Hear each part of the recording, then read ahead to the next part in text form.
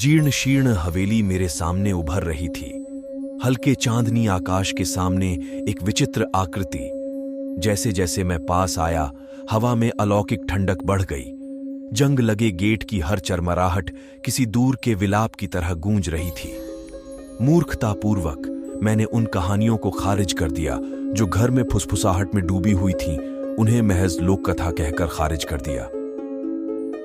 एक बार अंदर जाने पर अंधेरे ने मुझे पूरी तरह निगल लिया। चांदनी की क्षीण किरणें टूटी हुई खिड़कियों से छनकर टूटी हुई दीवारों पर भयानक छायाएं बिखेर रही थी। मेरे कदमों के नीचे फर्श कराह रही थी, मानो घर एक सदी की नींद से जाग रहा हो। मैं एक खस्ताहाल सीढ़ी पर चढ़ गया। हर कदम पर उसके बीच में घुसपैठिए का विरोध। संकीर्ण गलियारे से गूंजने वाली भयावह फुसफुसाहटों को छोड़कर सन्नाटा बहरा कर देने वाला था। अदृश्य आंखें मेरी हर हरकत का पीछा कर रही थीं। एक द्वेषपूर्ण शक्ति जो मेरे संदेह के पर्दे को भेद रही थी। दालान के अंत में एक दरवाजे ने इशारा किया। जैसे ही मैंने उसे धक्का देकर खोला, उसके दरवाजे दर्द से कराह रहे थे।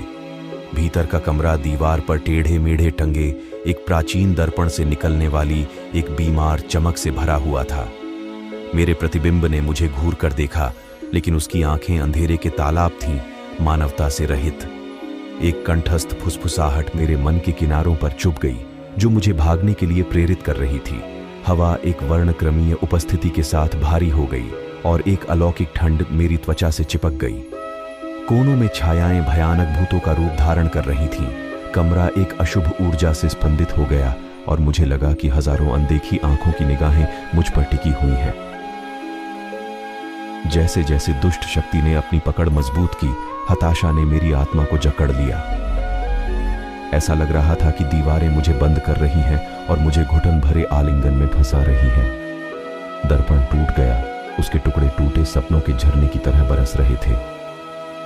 खंडित प्रतिबिंब में एक विचित्र आकृति उभरी, एक भूत जिसकी खोखली आंखें मेरी आतंकग्रस्त आत्मा की गहराई में समा गईं। जैसे ही अंधेरा मुझे घेर रहा था, कमरा अपनी अनोखी हंसी से गूंज रहा था और भुतहा घर एक और पीड़ित को अपनी शाश्वत पीड़ा का दावा करने में आनंदित हो रहा था।